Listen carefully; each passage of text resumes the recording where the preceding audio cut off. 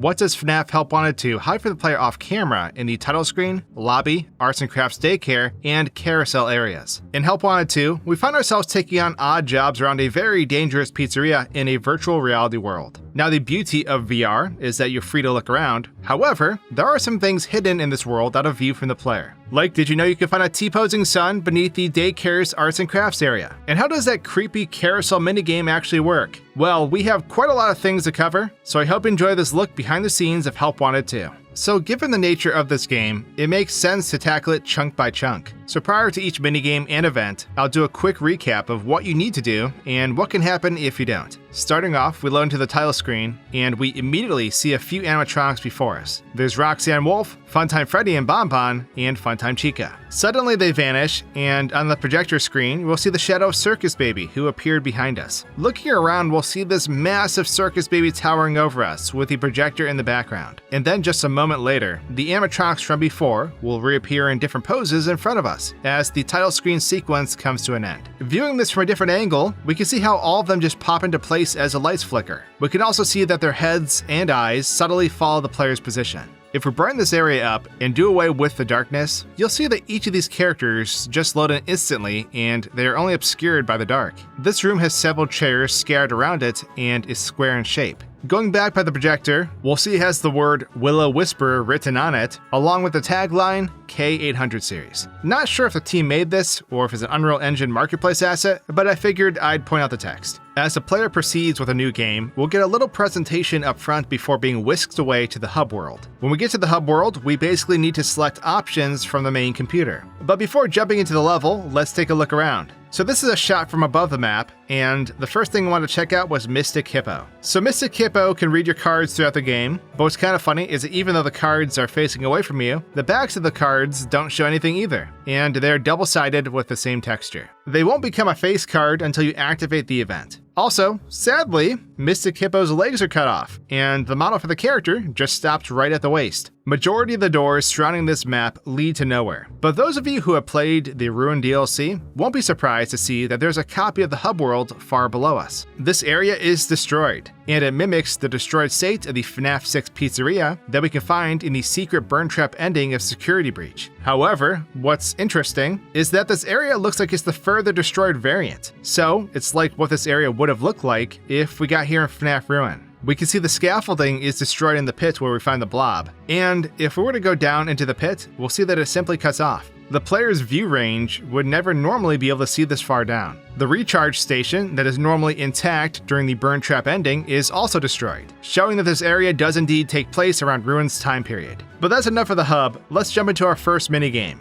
Arts and Crafts Daycare. So this minigame is quite interesting. As you begin, Sun rises out from behind the desk and begins to instruct you on what you should be doing. So you of course pick up the suction cup gun and light them up because GTA 6 was announced and you can't contain your excitement. Essentially, you are tasked with 3 things and you are timed for each of them. First, you must select a paint canvas that matches the one on your screen with your suction cup gun. And then you must obtain a paintbrush and use the paint to recreate the image. If you fail, you have to start over. And if you pass, Sun will shred your fabulous creation. Then you move on to having to recreate a paper pal. But this time you have a large rope you can pull to cycle out your parts. You have to avoid shooting the crystal ball looking things, otherwise you'll eventually trigger a moon jump scare. And of course, upon creating your pal, Sun will again shred it. The third and final task involves you having to beat both challenges combined, and upon doing so, you'll win. So let's start off by looking around this daycare. Like the daycare in Security Breach, this area is pretty massive. Certain areas aren't finished though. As you can see, the castle balcony that the daycare attendant jumps off of doesn't have the clouds or objects beneath it, since the player can't see this far out. You have slides that lead out of bounds as well. And at this point, I saw this small black rectangle clipping through the ground, and I realized that the pause menu is stored beneath the map. So anytime you pause the game or pull your headset off, the camera is warped way beneath the map in a blocked off area. These 2 blue lines are the pointers from my VR controllers. Back up top, we can continue to fly around this space and check it out. The small castle areas are empty, but the castles themselves have spiral staircases inside that you normally wouldn't see.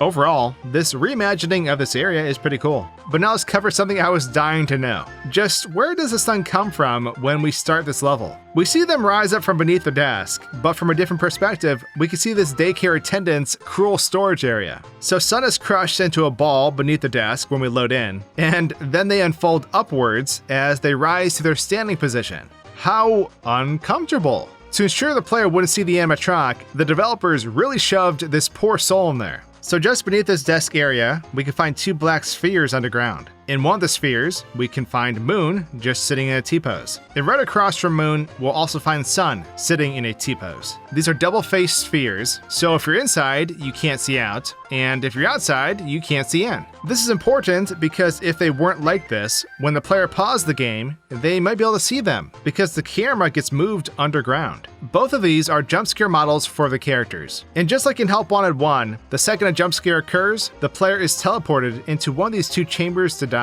So if the player runs out of time up top, the sun jump scare will occur, and we can see that the T-pose model will instantly turn upside down and drop down in front of the player's camera. The second the jump scare is over, the model will swap back to the T-pose once again. Moon's jump scare occurs this same way. Space Clown just kills you, and then T-poses over your mangled corpse. If you died to Moon during the second phase, Sun will still be loaded in up top. They'll be looking straight down at the ground because their head is designed to always look at you. And since we were warped beneath the map to die, they're just kind of staring at the floor. The last thing we need to look at is what happens to our rare minted NFT that we just whipped up. When we successfully duplicate this one-of-a-kind piece of art with a few simple clicks, Sun is overtaken with joy and praises our artistic craft. Of course, we know the fate of this Van Gogh work, as Sun immediately throws it into the paper shredder, where it belongs. And as it gets shredded, we can see that the object simply slides through the shredder unharmed, as paper particles emit upward. The player can't see beneath the desk unless they lean through it briefly with their headset, so it makes sense to do this. The artwork just slides down before unloading, and then we move on. And that's all there is with the daycare, so let's proceed over to the Carousel. The Carousel is a repair minigame where you're tasked with repairing multiple aspects of the middle column. When you start off, there is no threat, but the second you start repairing anything, Moon will show up. You must first replace all the fuses on this side of the paneling, and once you do, electricity will flow and the merry-go-round will begin turning. Throughout the repair process, Moon will slowly work the way from the outside to the center. There are 3 rings of objects to get through, and once Moon reaches you, you'll get jump scared. You must hold your flashlight on Moon long enough to make them retreat. They'll be back though. The next part of the repair process involves you pulling off these broken switches and replacing them. You must then turn the red knobs to line up with the blue markings. The final section involves you popping out a circuit board and soldering on new wires. After this is successfully done, the map catches on fire, and you must defend yourself against a more aggressive Moon until time runs out on the clock. Recap aside, let's take a look at this map. So with everything brightened up, it's definitely a lot easier to see all the different characters on the carousel. From Bonnie's to Freddy's, cupcakes, and more. Balloon Boy looks, especially really goofy. This carousel is floating in the middle of an extremely dark map too. There are tons of objects in the background that are textured completely in black, and they just barely stand out against the skybox. We'll take another look at these in just a second. Beneath the ground, which is a giant black square, we'll find Moon sitting idle in their hanging animation. Just like Sun in the daycare, Moon's head will always rotate towards the player, and because we dislodged the player's camera, they will always be looking at us as we fly around. This is where the game stores Moon in between attacks. Below the stage, we'll find another black sphere, which contains Moon's jump scare animation, and it's currently set to the last frame for the jump scare. As we rotate around their model, it looks like they're just flying through the sky. It's interesting that this model isn't T-posing though, like the previous ones. I brightened up the map a bit more so we can see the objects up top. There's trees, a water tower, the framework of a barn, and a whole lot more. But now let's check out how Moon moves around this map. So the second the player touches the first fuse, Moon gets pulled from the underground storage area and warped to the outer ring of the ride. Their model is clumped up and has to climb up into their holding animation.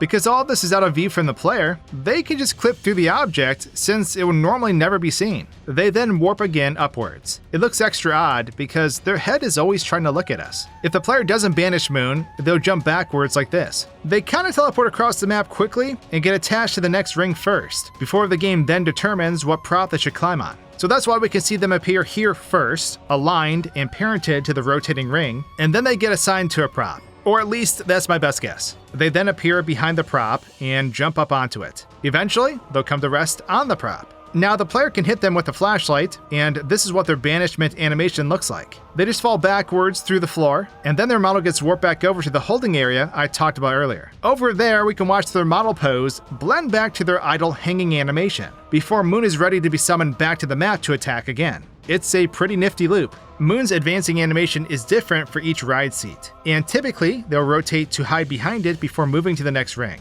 As time goes on and we get close to clearing the minigame, the area around us catches on fire. This really lights up the background some and makes it a bit easier to see. The fire will rotate and try to follow the camera the best it can. Here we can see it's actually the barn that starts to burn first. I wonder what kind of lore implications this could have given all the carnival hints. The fire eventually reaches the carousel. Now down below, if we wait for Moon to jump scare us, we can see the moment this jump scare occurs. Moon will be moved away from the animation's origin point and fly back towards it once the camera has been moved to that exact spot. We can watch the animation play out before, there it is. Gotta flex on your kill, man. And with that, that is everything hidden within these two minigames in Help Wanted 2. Now there's plenty more to cover, so drop a comment down below if you enjoyed this, as it helps out the channel. And I'll see all of you in the next game-breaking experience. Cheers!